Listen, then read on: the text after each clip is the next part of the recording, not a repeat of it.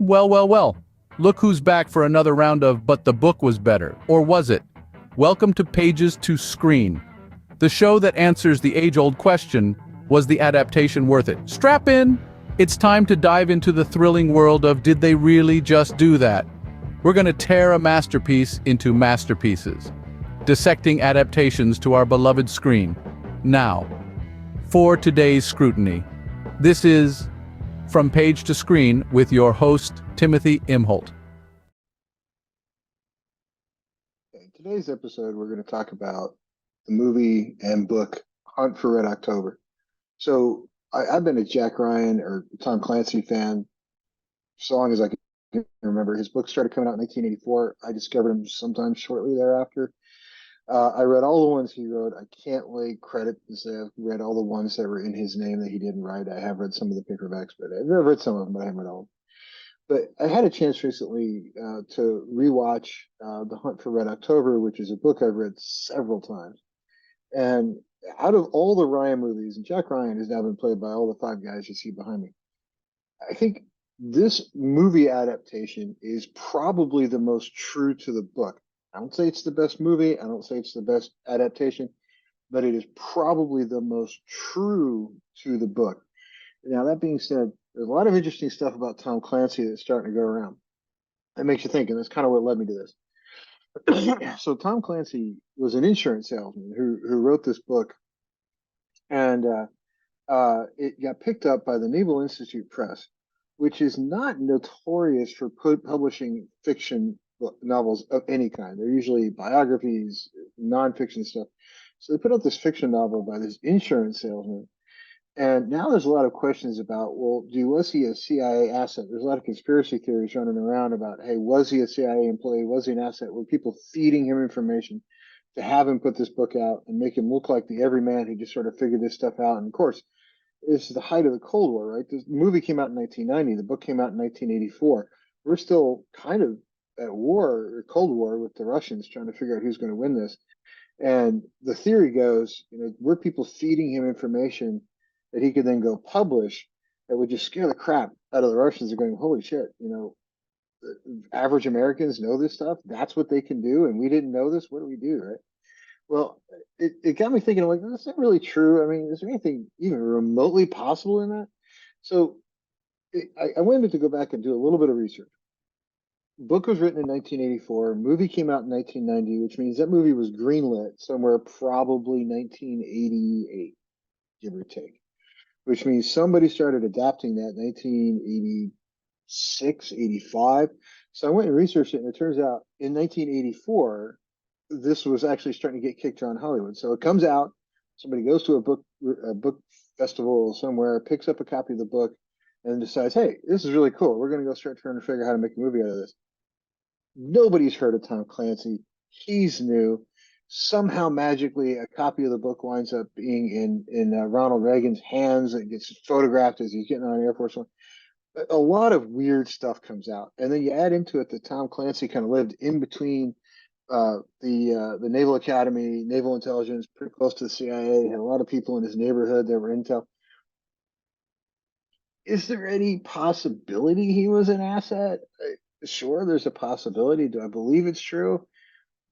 You know, it wouldn't take a lot to talk me into the fact that there was some nefarious stuff going on, like, especially behind the scenes of, say somebody got this book, he wrote it, put it out, Naval Institute Press picks it up. Hey, Mr. President, hold this for the picture, right? Yeah, it wouldn't take a lot for you to talk me into that kind of stuff. Now, let's get back to the movie.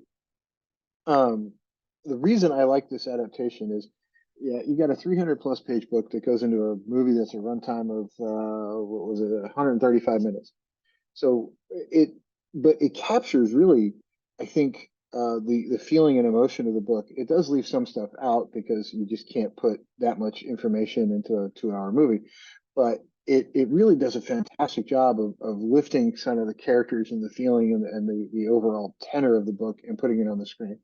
They got some amazing actors for this.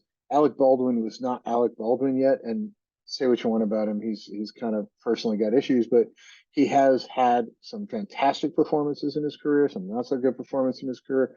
This one, I think, probably maybe the best I've ever seen him do. But he was unknown at that point in time, right? They put him in this movie, and all of a sudden he's known.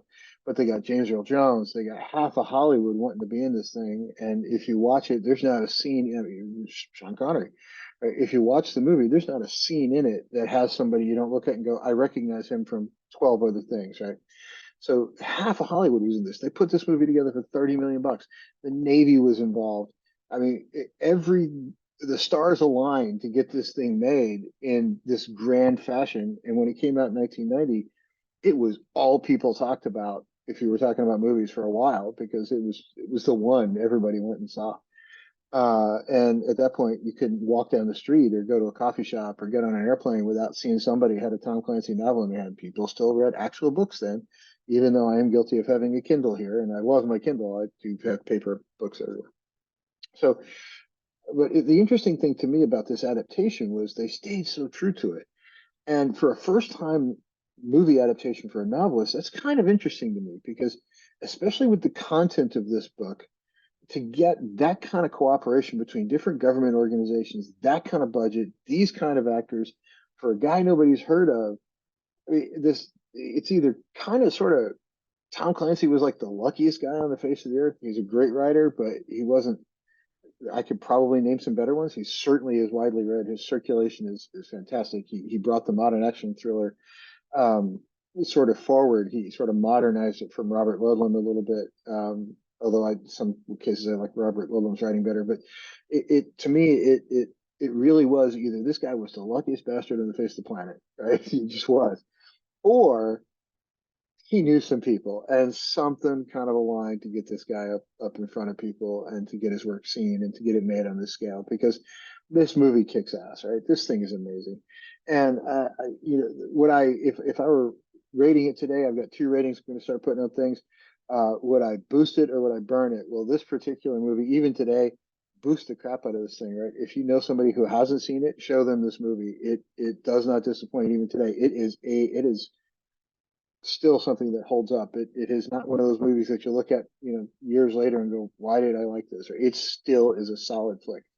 The book, still a good book if you pick it up and read it. So definitely boost the crap out of this one. I'm probably going to go through a bunch of the other Jack Ryan stuff just because I've read pretty much all of it extensively, and I kind of want to go through and watch a little bit of each actor that's done it and sort of understand, which one I think is the better portrayal of Jack Ryan. Gonna be tough to beat this guy. He's a great actor, but this guy turned in a couple of streaming series that were just phenomenal. They weren't necessarily based solely on the books. You had to adapt it for modern audiences in modern times, but turned in a hell of a performance. We'll get to those videos later. But for Hunter in October, if you haven't read it, if you haven't seen it, do yourself a favor and do one of those two things, if not both. It definitely does not miss to disappoint. If you like the channel, click like and subscribe. Leave a comment. If you think I'm wrong, leave that comment. I usually answer whenever I notice new comments show up. And everybody have a great new year.